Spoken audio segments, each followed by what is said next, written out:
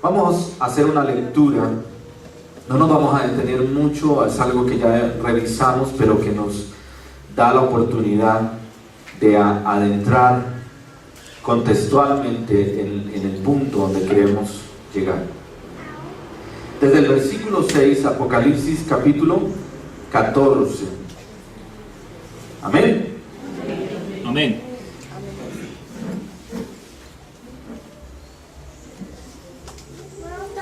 Vi volar en medio del cielo a otro ángel que tenía el evangelio eterno para predicarlo a los moradores de la tierra, a toda nación, tribu, lengua y pueblo.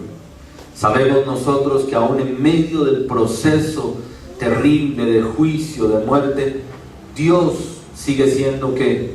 Misericordioso, porque Él es, será por los siglos de los siglos. Él no cambia. Amén. Amén. Y entonces envía un ángel a predicar el evangelio. Versículo 7, y diciendo a gran voz: temed a Dios y dadle gloria, porque la hora de su juicio ha llegado, y adorad a aquel que hizo el cielo y la tierra, el mar y las fuentes de las aguas. Otro ángel le siguió diciendo: ha caído Babilonia, la gran ciudad, porque ha hecho beber a todas las naciones del vino del furor de su fornicación.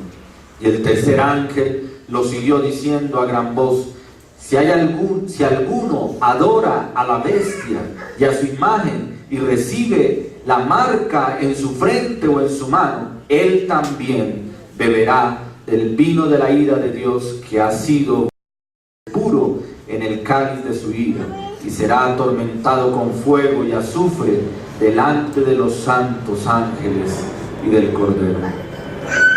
Encontramos nosotros aquí que ese Dios vivo, Dios amoroso, Dios misericordioso, también es fuego consumidor. Y dice la Escritura, y se confirma, que ese Dios que es juez justo, de ninguna manera tendrá por inocente al culpable. Nos imaginamos esa situación y ese escenario absolutamente aterrador, y uno se pregunta cómo aún después de todo lo que hemos visto que ha de suceder, cómo es que habrán corazones todavía duros, corazones endurecidos, que no atenderán a la voz de Dios por medio de las diferentes fuentes que Él ha venido utilizando para traer un mensaje de arrepentimiento, un mensaje de salvación. Pero sucede lo mismo hoy, amados. Sucede lo mismo hoy.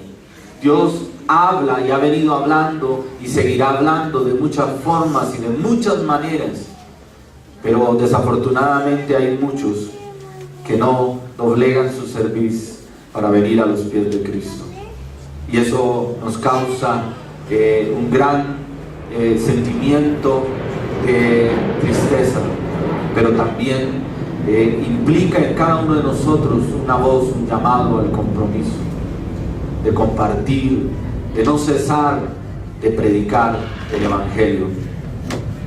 Seguimos allí en la lectura. Dice el versículo 11, estamos en Apocalipsis 14, versículo 11, dice: y el humo de su tormento sube por los siglos de los siglos. O sea, el mal definitivo, la consecuencia final para aquellos que han de recibir la ira de Dios, será por un tormento que durará por los siglos de los siglos. Y dice: y no tienen reposo de día ni de noche los que adoran a la bestia y a su imagen, ni nadie que reciba la marca de su nombre. Tremendo, ¿no? La persecución estará por todas partes. El que no tenga el sello se verá abocado no solamente a ser señalado, enjuiciado, perseguido, sino que será limitado, ¿no?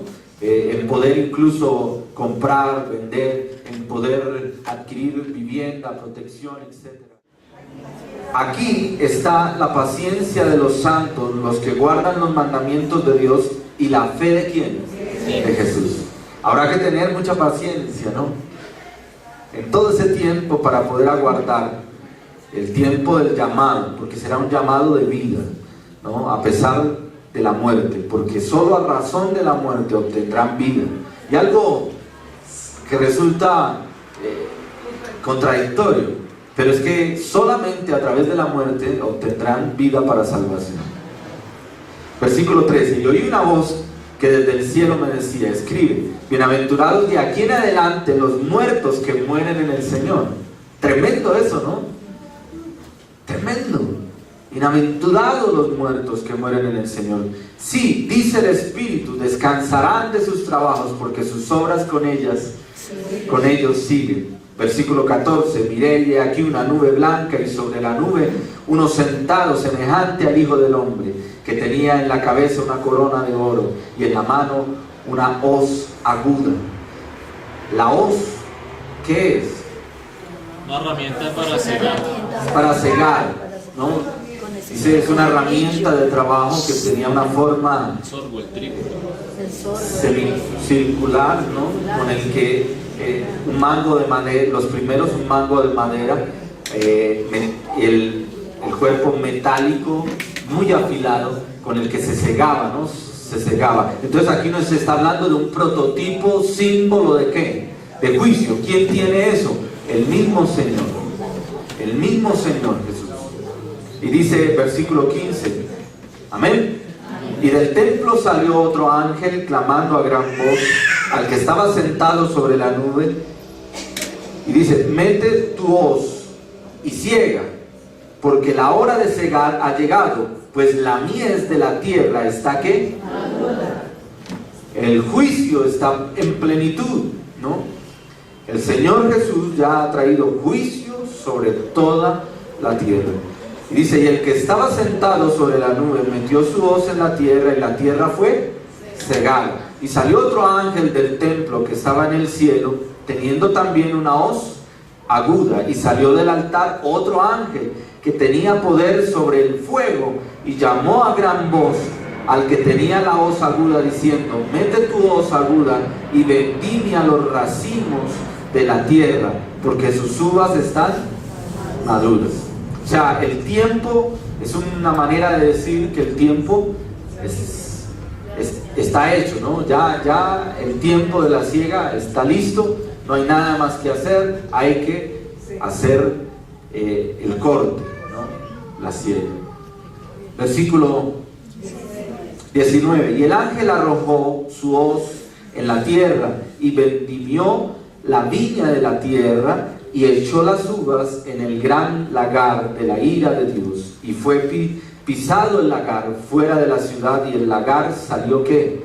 Sangre hasta los frenos de los caballos por 1600 estadios. Por 1600 estadios. Y esto es algo así como de manera de unos 290 kilómetros. Está hablando, mire, la manera como va a haber muerte y esa sangre va a ser esparcida. Podría uno imaginarse caminando sobre sangre. O sea, ¿cómo va a ser la mortandad tan terrible que se va a dar? ¿No? Imagínense eso. Ahora, ¿qué nivel alcanzará? Entonces, si vamos a estas cosas que nos está diciendo Dios por medio de su palabra, lo que nos está hablando realmente es que el juicio de Dios y la muerte o la mortandad será tan grande que nunca podríamos llegar a imaginarnos siquiera qué implicará todo eso. Capítulo 15, versículo 1 dice: vi en el cielo otra señal grande y admirable, y 7 ángeles que tenían las 7 plagas postreras. Recuerde que estamos en el ¿qué número del sello? El séptimo sello. Dentro del séptimo sello ya vimos las 7 trompetas. Y ahora estamos mirando el preámbulo para entrar a las 7 copas. ¿Estamos? ¿Amén? Ok. Entonces ahora nos dice que hay 7 ángeles, y estos 7 ángeles tenían 7 plagas postreras, porque en ellas se consumaba la ira de Dios. ¿Qué significa que se consumaba? Completaba. Consumar es terminar. Por eso cuando el Señor Jesucristo dice allá en la cruz del Calvario, consumado es hecho, está completa la tarea, ¿cierto? Entonces, estas 7 copas o estas 7 plagas que traen los ángeles consigo van a ser la consumación del juicio. ¿Estamos? Dice el versículo 2: vi también como un mar de vidrio mezclado con fuego, y a los que habían alcanzado la victoria sobre la bestia y su imagen y su marca y el número de su nombre, en pie sobre el mar de vidrio con las arpas de Dios.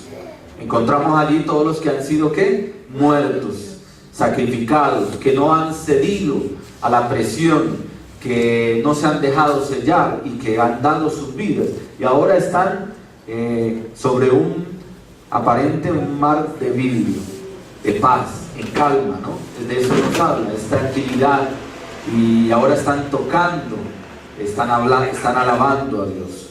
Y dice versículo 3, y dice: y cantan el cántico de Moisés, siervo de Dios, y el cántico del Cordero, diciendo: grandes y maravillosas son tus obras, Señor Dios Todopoderoso, justos y verdaderos son tus caminos, Rey de los santos.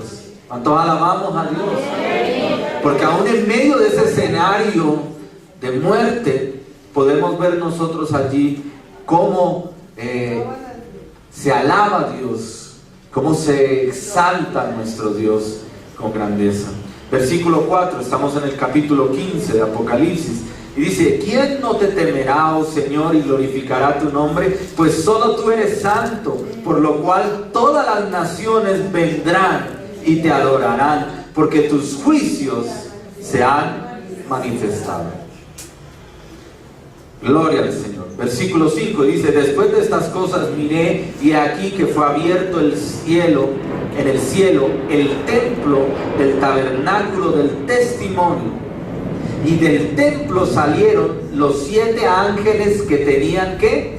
Las 7 plagas, vestidos de lino limpio y resplandeciente, y ceñidos alrededor del pecho con cintos de oro, ¿no?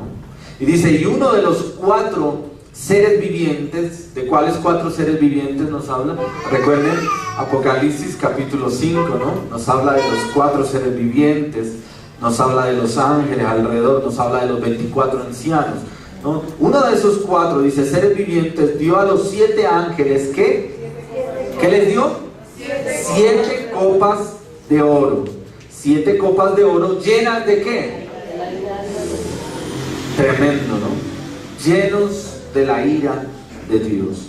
Y su poder, que vive por los siglos de los siglos. Y el templo se llenó de ¿qué? De humo, de la gloria de Dios, y por su poder, y nadie podía entrar en el templo hasta que se hubiese cumplido las 7 plagas de los 7 ángeles. Ya que hay una conexión directa entre los ángeles que son enviados con 7 plagas, pero esas 7 plagas representan las 7 copas, y las 7 copas están llenas de ¿qué? De la ira de Dios. Hasta ahí la palabra de Dios es clara, ¿no hay? ¿Cierto? Es absolutamente clara. Ahora vamos a ver qué representa cada una de esas copas, ¿no? Gloria al Señor. Ahora, si usted mira, todo Apocalipsis tiene una correlación clara con lo que nosotros veíamos en el Antiguo Testamento.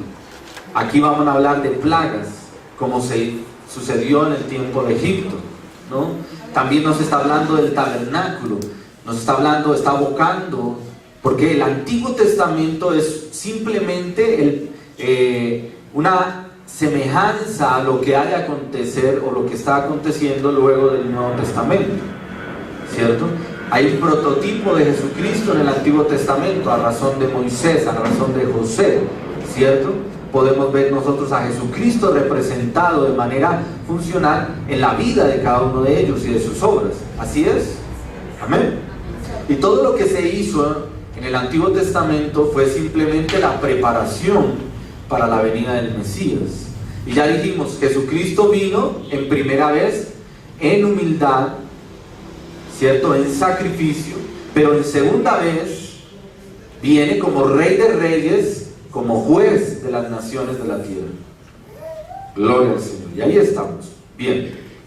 Ahora entonces entramos de lleno en el capítulo 16. Las copas de la ira de Dios. Capítulo 16, versículo 1. Dice: y oí una gran voz que decía desde el templo a los 7 ángeles: id y derramad sobre la tierra las 7 copas de la ira de Dios. Ya no hay nada que hacer. Decíamos nosotros anteriormente, es la consumación de los juicios finales. De los juicios finales. Versículo 2, capítulo 16. Fue el primero y derramó su copa sobre la tierra, y vino una úlcera maligna y pestilente sobre los hombres que tenían que la marca de la bestia y que adoraban su imagen. Recordemos que a este momento el anticristo, el falso profeta, apoyados por la bestia, apoyados por el gran dragón, perdón. El anticristo es la misma bestia a la luz de las escrituras. Amén. Entonces ellos ya han usurpado el lugar, han entrado a Jerusalén, han tomado control del lugar santo. Y Israel, ¿qué pasa con Israel? Dice que fue escondida por Dios mismo, y de allí se surgieron los 144,000 que empezaron a evangelizar toda la tierra. Pero ese anticristo, ¿cierto?, está comenzando allí a desarrollar un culto falso. Está exigiendo a toda la humanidad adoración. ¿Para quién? Para sí mismo, y a razón de sí mismo a Satanás. Y entonces dice Dios que cuando llega este tiempo, el tiempo de que los 7 ángeles vienen con esas 7 plagas representadas en las 7 copas, trayendo la ira de Dios, la primera dice que trae consigo enfermedad. Dice que vendrá una úlcera maligna y pestilente sobre los hombres. Pero ¿cuáles hombres? Los que no se han arrepentido, los que están marcados, que han recibido la marca de la bestia. La 70ª, la primera consolidación del canon bíblico, habla de la úlcera con una palabra griega que describe fístulas que plagaron a los egipcios en el tiempo de Éxodo, capítulo 9, y la sarna que afligió a Job en Job, capítulo 2. El Nuevo Testamento describe este tipo de enfermedades como llagas abiertas que cubrían el cuerpo del mendigo. Podremos ver un ejemplo de Lázaro en Lucas capítulo 16. Dice: y por todo el mundo las personas estarán afligidas con tumores incurables y supuraciones nauseabundas, a causa de haber sido marcados por la bestia, estos mismos serán los únicos que realmente serán afectados, los adoradores del anticristo.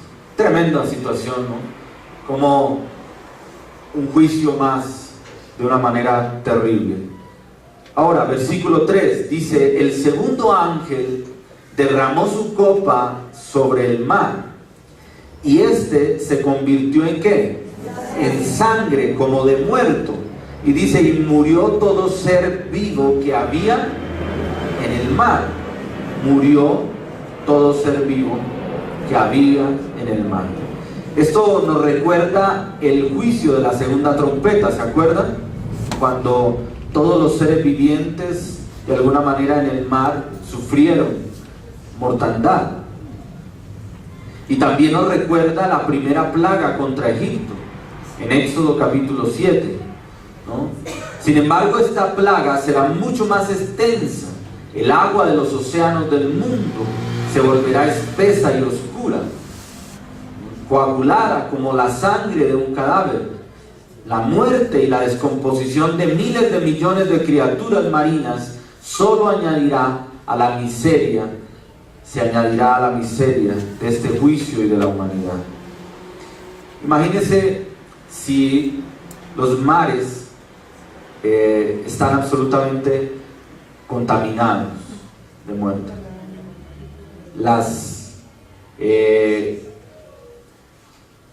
fuente principal de las nubes para poder hacer el proceso que se llama el ciclo del agua, pues imagínense un agua absolutamente contaminada.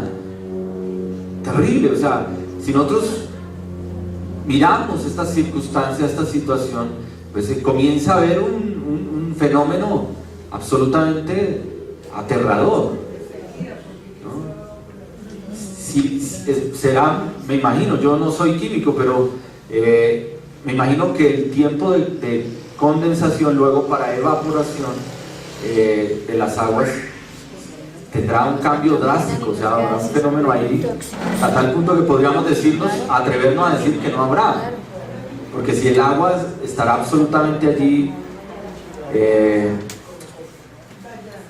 espesa, llamémosla así, ¿no? En palabras nuestras aquí, se hará difícil. O sea, podríamos empezar a vislumbrar muchos escenarios, consecuencia de todo esto que se está dando, ¿no? Versículo 4. El tercer ángel derramó su copa sobre los ríos y sobre las fuentes de las aguas, y se convirtieron ¿en qué? En sangre. ¿Nos recuerda esto algo? ¿Sí nos recuerda algo? El agua dulce, para que entonces sea escasa a causa de la sequía prolongada, luego del juicio anterior, dice, ahora correrá la misma suerte que los océanos. Además del sufrimiento ocasionado por la sed, los adoradores del anticristo no tendrán agua limpia para lavar sus llagas. Imagínense toda esa gente, o toda la humanidad enferma, llena de llagas, tumores, úlceras, y resulta que las fuentes de las aguas, una de las aguas saladas, que son las fuentes para que se genere el agua dulce, pues grave, y las aguas dulces ahora contaminadas, envenenadas, entonces no habrá ni para tomar ni para qué, ni para bañarse. Entonces por eso dice que habrá gran pestilencia. Imagínense, esto será causa de grandes pandemias sobre el mundo entero. Y ustedes saben que una pandemia es una situación que genera mortandad cíclica y exponencial sobre la tierra. En la medida que comienza una enfermedad a propagarse, se vuelve una pandemia, y cuando no hay recursos para contrarrestar eso, pues la mortandad es grande. Ahora, ¿por qué dejó Dios todo registrado, todo esto? ¿Para qué? Para que tú y yo entendamos, amados, que Dios cumple sus promesas, que Dios es real, que Dios es absolutamente consistente en sus acciones, que Él ha prometido salvarnos, darnos amor, protección, pero el amor de Dios tiene un límite. El amor de Dios tiene un límite, y lo que estamos viendo no es para la iglesia, no es para la iglesia. La verdadera iglesia lo verá a la distancia, pero qué triste que allí, de los que participen de todas estas cosas, pueden ser, sabes, tu familiar, puede ser tu amigo, puede ser tu vecino, puede ser tu compañero de trabajo, y sabes, eso me impacta y me motiva a cada día esforzarme más por compartir del Evangelio, por predicar de Jesucristo, por exhortar a tiempo y fuera de tiempo, porque muchas almas se están perdiendo, hermanos, y somos tú y yo los llamados a promover, a promulgar el Evangelio, como embajadores de Jesucristo, como si el mismo Dios rogara por medio de nosotros para salvación. Entonces, Todo esto que estamos viendo nos invita una vez más a reflexionar qué hemos hecho con lo que Dios nos ha entregado. ¿Qué estamos haciendo con el mensaje del Evangelio? Estamos en el versículo 5 y dice: y oí al ángel de las aguas que decía: justo eres tú, oh Señor, el que eres y que eras, el santo, porque has juzgado estas cosas. No creas de ninguna manera que Dios va a ser injusto. No, Dios es y será justo, siempre en la justicia de Dios. Versículo 6 dice: por cuanto derramaron la sangre de los santos y de los profetas, también tú les has dado a beber sangre, pues lo merecen.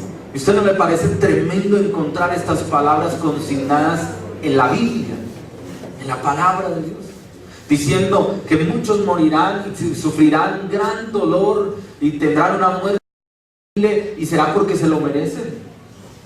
Ahora, ¿por qué dice en el contexto que se lo merecen? Porque hicieron parte del juicio contra los hijos de Dios. ¿Y se acuerdan en el sello número 6 cuando los que han sido martirizados pedían juicio, pedían venganza? Y el Señor les decía: un momento, yo voy a traer respuesta para ustedes, pero solo hasta que el número de los salvos se cumpla. Y aquí estamos viendo eso. Estamos viendo cómo Dios, cómo el Señor Jesús ha cobrado venganza, o está cobrando venganza. Y uno no se imagina ese Dios, ¿no? Un Dios amoroso, porque hoy en día en todas las iglesias se nos habla de un Dios de amor, que un Dios de paz, un Dios que está dispuesto a resolverte todos los problemas, un Dios que trae para ti todas las respuestas. Pero resulta que Dios, el Dios de la Biblia, es un Dios que exige, es un Dios que exhorta, es un Dios que llama la atención, es un Dios que disciplina, es un Dios que corrige, es un Dios que también trae juicio, castigo. Entonces las cosas espirituales no se pueden tomar a la ligera. Y si tú y yo hemos sido llamados, debemos tomar conciencia del papel que estamos desempeñando en eso y de la manera como lo estamos haciendo. Ahora dice el versículo 7: también oí a otro que desde el altar decía: ciertamente, Señor Dios Todopoderoso, tus juicios son verdaderos y justos. Todos en el cielo respaldan los acontecimientos. Se ha dado la situación, no hay nada que hacer, no hay vuelta atrás. Los juicios se han venido desarrollando. Versículo 8: el cuarto ángel derramó ¿qué? Su copa sobre el sol, al cual fue dado quemar a los hombres ¿con qué? Podríamos imaginarse qué detienen los rayos solares. Bueno, los filtra, muy bien. Válida la corrección, no los detienen, filtra los rayos solares. Son las capas atmosféricas, ¿cierto? Usted imagínese, a razón de todo lo que ha venido sucediendo, porque el movimiento no ha sido solamente en la tierra, sino en los cielos, en las estrellas de los cielos. Podría uno interpretar, y solamente déjeme decirlo a manera de interpretación, que alguna de esas capas se haya permeado y los rayos solares entren en plenitud.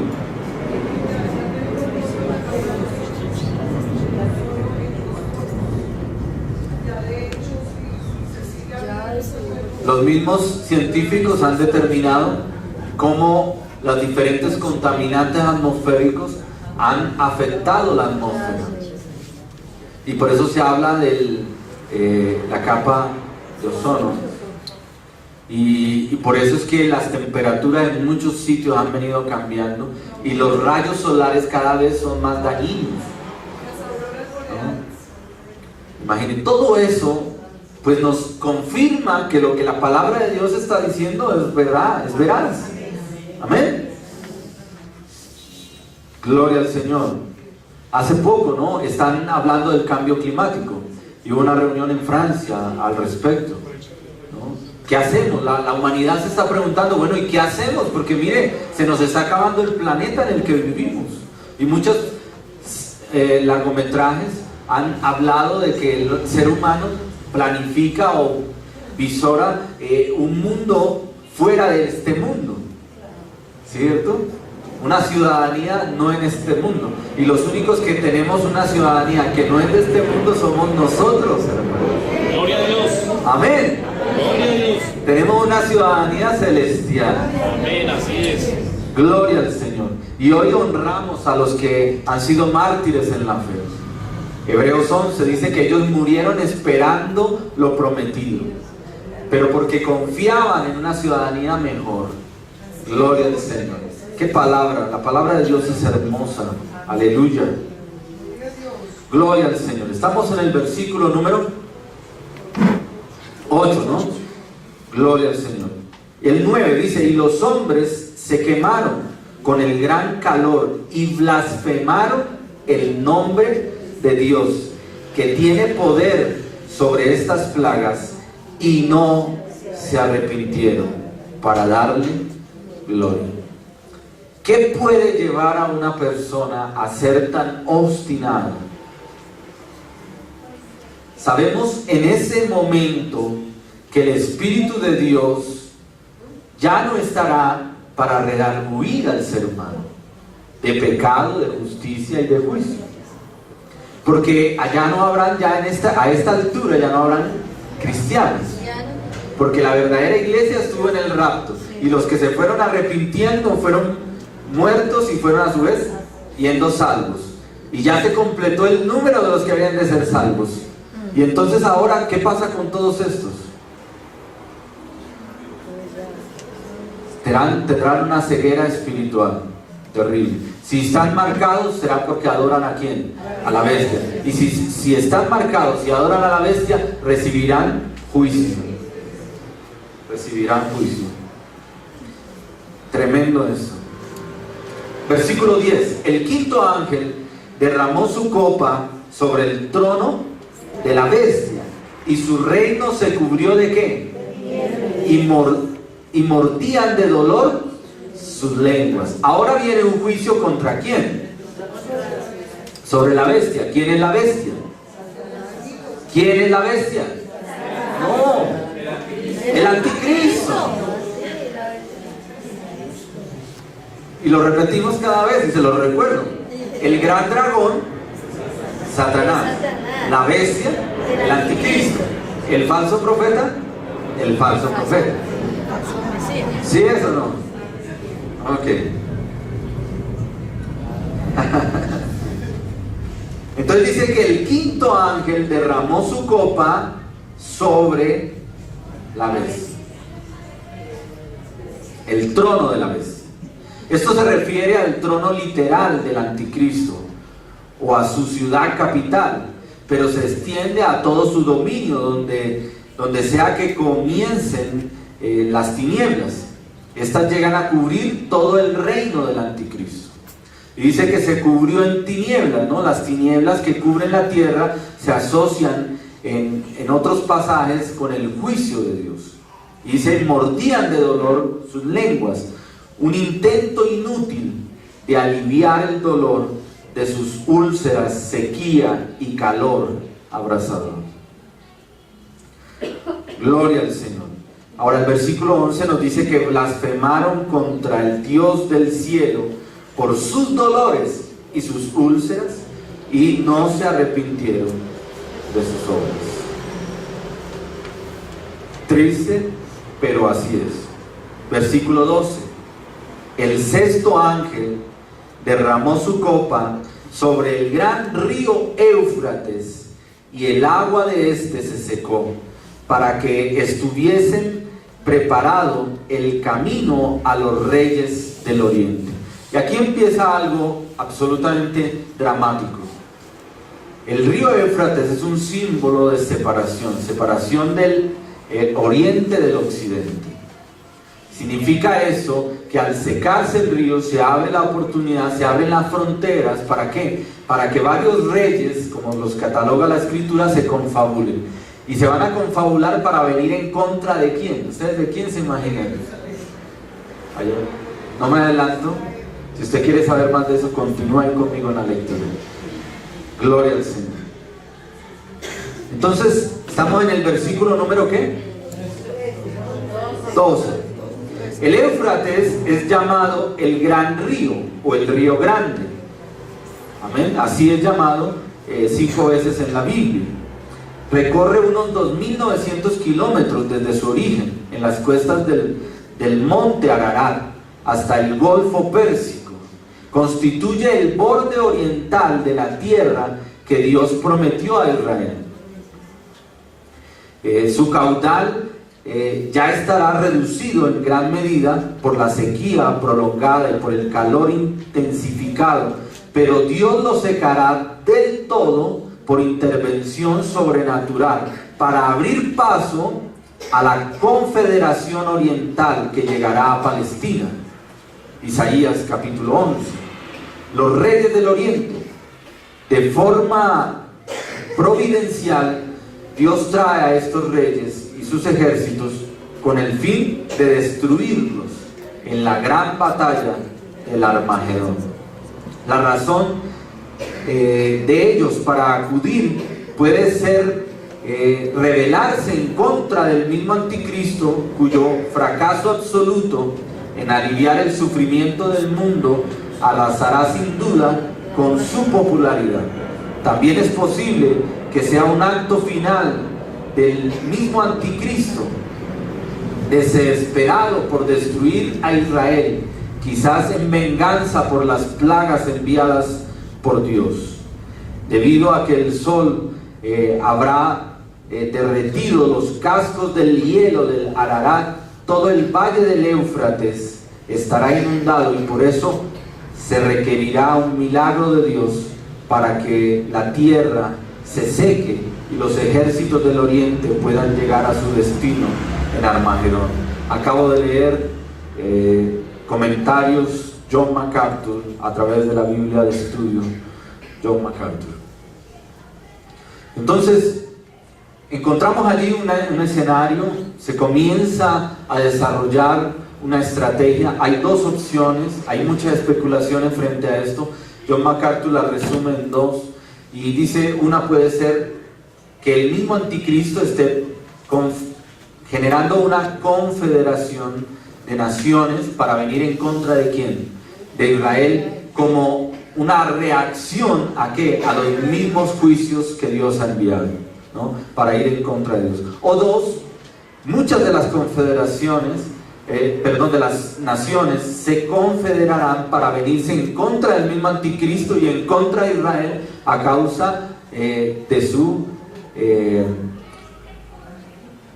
decepción, de la decepción que ha generado, porque no ha podido contrarrestar el juicio de Dios.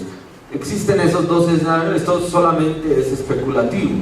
Lo importante es que debemos entender es que el juicio de Dios sobre la tierra vendrá sobre la bestia y todos los que le rodean, pero al mismo tiempo sobre las naciones. Y esto causará que se vengan en contra de ¿quién? De Israel. ¿Dónde está Israel? El versículo 13 y 14 trae la respuesta. Entonces no se adelante, ¿cierto? Versículo 3. Y dice: y vi salir de la boca del dragón. ¿Quién es el dragón? Ah, ya. Y de la boca de la bestia. ¿Quién es la bestia? Y de la boca del falso profeta. ¿Quién es el falso profeta? Ah, ya. Dice: 3 espíritus inmundos a manera de ranas, pues son espíritus de demonios que hacen señales y van a los reyes de la tierra en todo el mundo para reunirlos a la batalla de aquel gran día del Dios Todopoderoso. Ahora, tratemos de entender un poquito más acerca de esto. Entonces dice: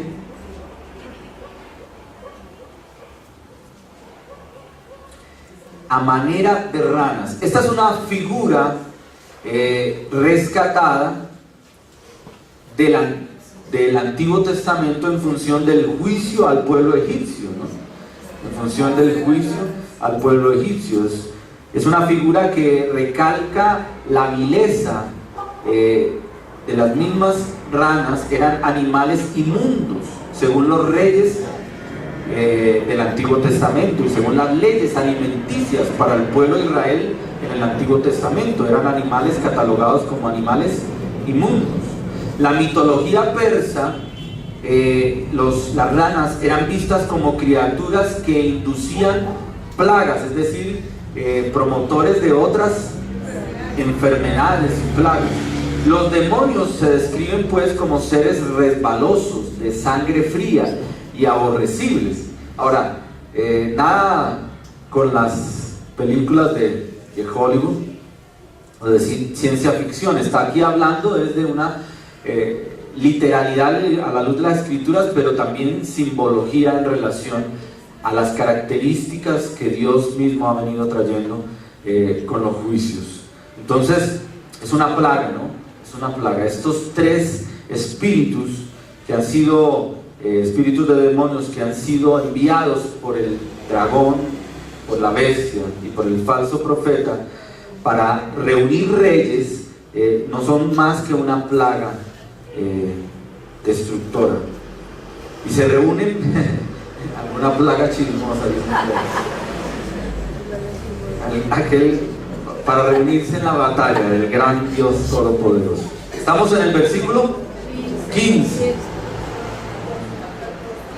Vamos para el 15 entonces. He aquí, yo vengo como ladrón. ¿Quién está hablando ahí? ¿Quién toma la palabra?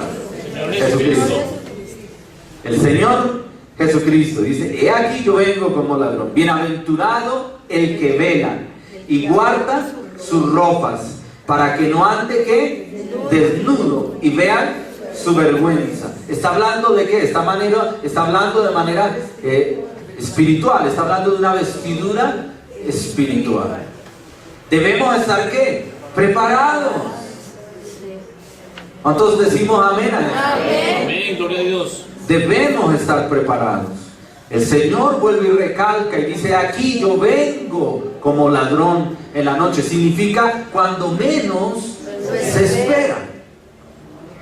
Cuando menos se espera. Y dice el versículo 16: y los reunió en un lugar que en hebreo se llama Armagedón. Que en hebreos se llama Armagedón.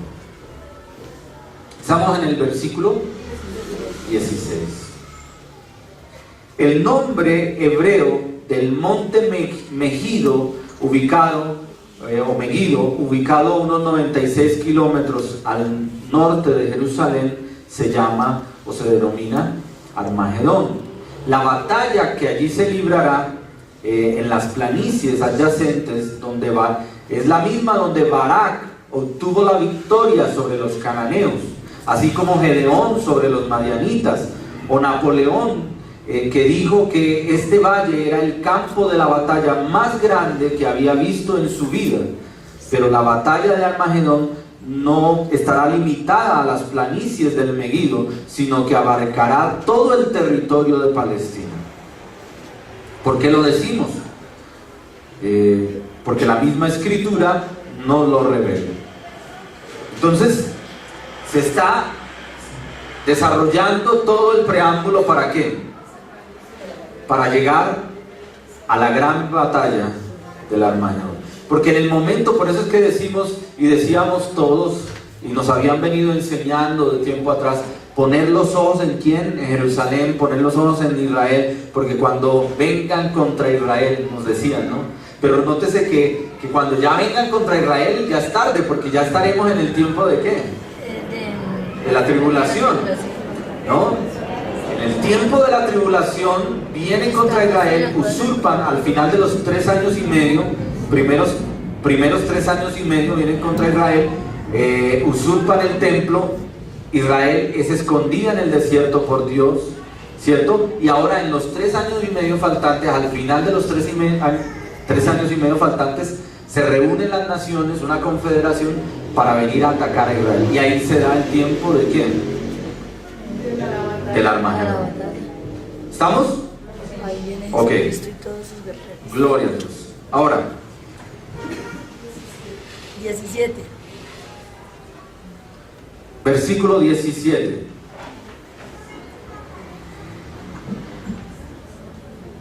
El séptimo ángel derramó su copa por el aire y salió una gran voz del templo del cielo, del trono, diciendo: hecho está. Es decir, consumado es. Ya los juicios se han desarrollado. Ya lo último que falta es que las naciones vengan contra Israel, y entonces ¿quién viene a defender a Israel? Jesucristo. Nuestro Señor Jesucristo. El Señor Jesucristo. ¿A defender a quién? A su pueblo. A su pueblo. Y usted dice, pero si ese pueblo obstinado, duro, pero es que el amor de Dios es infinito, hermanos. El amor de Dios es infinito. Y lo que Dios ha prometido para su pueblo, Él lo cumple. Y es su pueblo, hermano. Y no podemos nosotros decir ni más ni menos. Es su pueblo, es el pueblo escogido de Dios. Por eso, como nación, debemos orar para que nuestros gobernantes entiendan que debemos ser aliados de Israel y no venir en contra de Israel. Eso tiene que ver con el aspecto social, político, ¿no? Por eso cuando uno de los presidentes o candidatos presidenciales apoya a las naciones que van en contra de Israel, entonces ese no es un buen candidato para nosotros. Porque estar en contra de Israel es estar en contra de Dios. Y entendemos eso por las Escrituras. Amén. Gloria al Señor. Ahora, nótese que esto es muy fácil de entender. No se necesita ser unos eruditos a la luz de las Escrituras, sino que el mismo Espíritu de Dios nos revela por medio de la palabra, porque la palabra de Dios se revela a sí misma. Diga, la palabra de Dios se revela a sí misma. Gloria al Señor. Entonces estamos en el séptimo, la séptima copa. ¿Cuántas copas eran? 7. O sea, hecho está. Hecho está. Gloria al Señor. Versículo 18. Entonces, ¿hubo qué? Relámpagos y voces y truenos y un gran temblor de tierra y o sea que si nosotros contáramos cuántos terremotos en el tiempo de la tribulación y en el tiempo de la gran tribulación, no los que actualmente se han sucedido sobre la faz de la tierra, sino los que se dan o los que se darán en el tiempo del juicio. Impresionante, ¿no? Dice, cual no hubo jamás desde que los hombres han estado sobre la tierra. O sea, ¿qué pasó cuando el Señor Jesucristo muere y el Espíritu de Dios ¿sí? Dice que hubo un terremoto, hubo grietas que se abrieron, tremendo. El velo del templo se rasga en dos y dice la palabra de Dios que incluso muchos muertos resucitaron. ¿Y por qué? La palabra de Dios nos enseña que el Señor bajó ¿a dónde? No al infierno, al Seol, al Hades. Recuerden que una es la palabra en griego y la otra es la palabra en hebreo, pero son lo mismo, el lugar de los muertos. ¿Sí? Lo aprendimos también en el contexto bíblico. No podemos soltar esas cosas que el Señor nos ha venido enseñando, ¿sí? Amén. Gloria al Señor. Entonces, tremendo, aquí se da otro terremoto, otra situación, mucho más grande, dice, o sea, el más grande de todos. Si decíamos en el sello número 6 que había habido un cataclismo, pues este va a ser un cataclismo al cuadrado o al cubo. O en voz de los jóvenes hoy en día, un super cataclismo, ¿no? No, ya no lo dicen. Eso era de mi tiempo. Ahora es el hiper mega. Un super mega play. No, porque ese sería algo bueno. A un recataclismo. Ahora, estamos tratando de buscarle algo simpático a la situación que es cruda, ¿no? Que es drástica, que es dramática, que es impresionante. Versículo 19 dice: la gran ciudad fue dividida ¿en qué? En 3 partes, y las ciudades de las naciones cayeron, y la gran Babilonia vino en memoria delante de Dios para darle el cáliz del vino alrededor de su de su ira. Ahora, nótense que la palabra de Dios vincula otro elemento: la gran Babilonia. ¿Y qué es la gran Babilonia?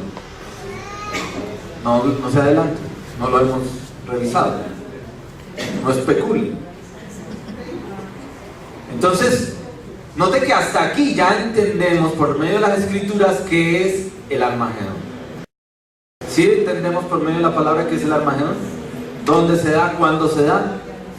¿No? Ahí todo está desarrollándose en función de esa situación. Ya está todo listo, está la batalla dispuesta. Tremendo. Aleluya. Estamos en el versículo y dice: y toda isla huyó y los montes no fueron hallados. Esta es una expresión, ¿no? Una expresión allí. Gloria al Señor.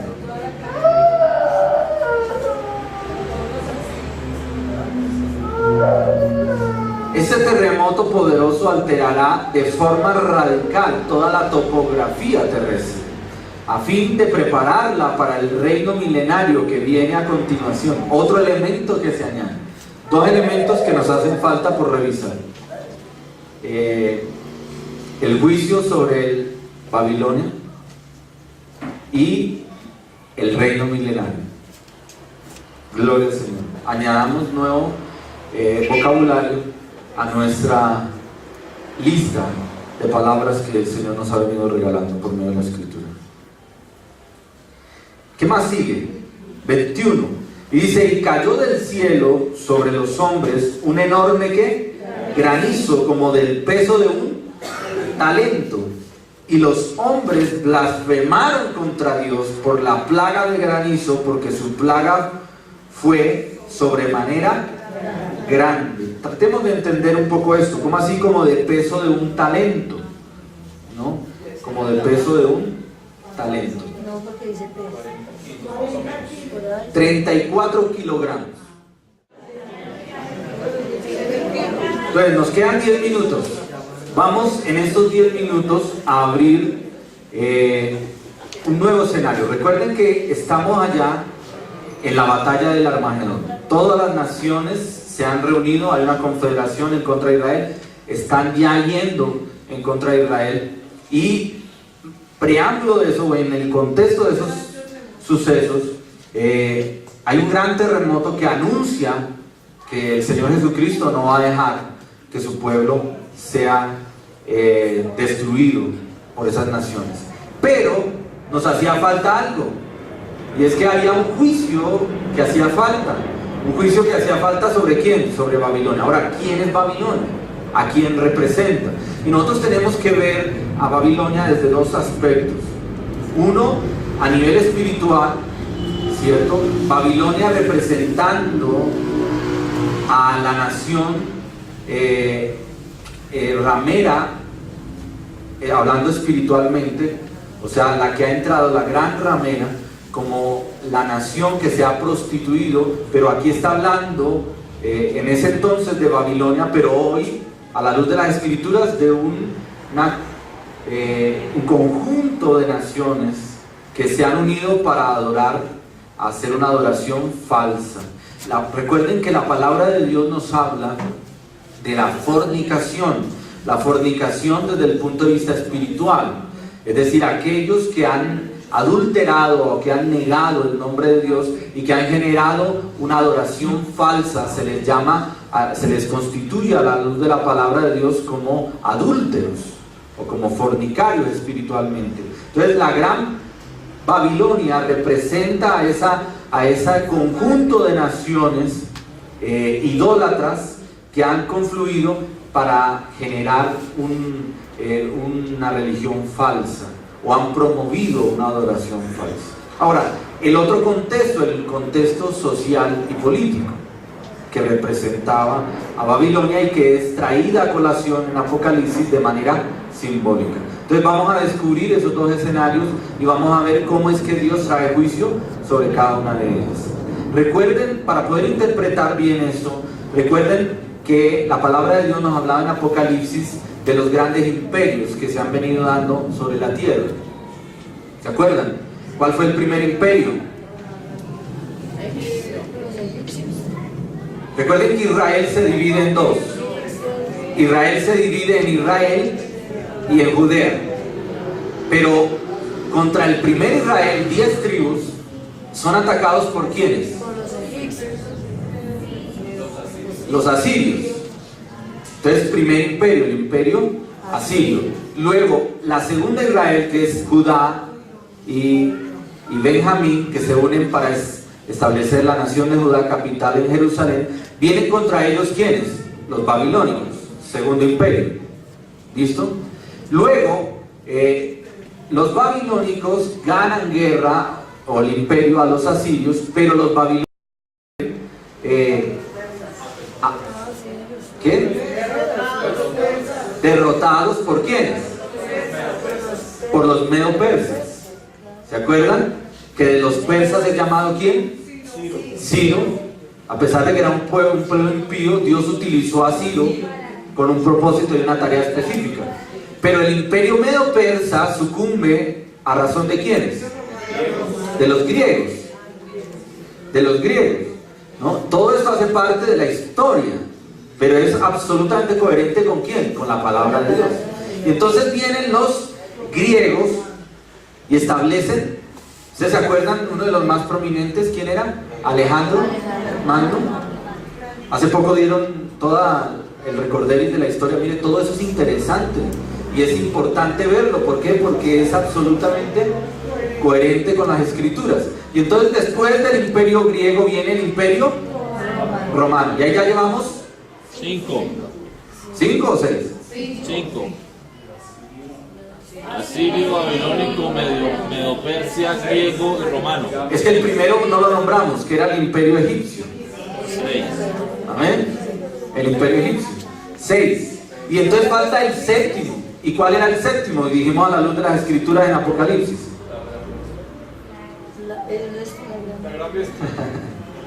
El imperio del anticristo, que él trata de reunir, que él trata de armar. ¿Cierto? ¿Estamos o no? ¿Me devuelvo? ¿Comienzo otra vez? Apocalipsis capítulo 1. ¿No? Ok, bueno. Ok. Ahora, ¿por qué es importante? Porque estos vuelven a aparecer cuando se habla de la Gran Babilonia. Porque es que algunos lo relacionan solamente al Imperio Romano. Y algunos se atreven a relacionar la Gran Babilonia con la Iglesia Católica. Y hay que tener mucho cuidado en eso. O sea, hay que ir muy bien a la luz de las Escrituras. Por eso no toda presentación que hay por ahí en internet es buena. Usted tiene que ir a la palabra. Y vamos a ir a la palabra, amén. ¿Quiere usted saber más de esto? Pues no se lo pierdan. La próxima reunión.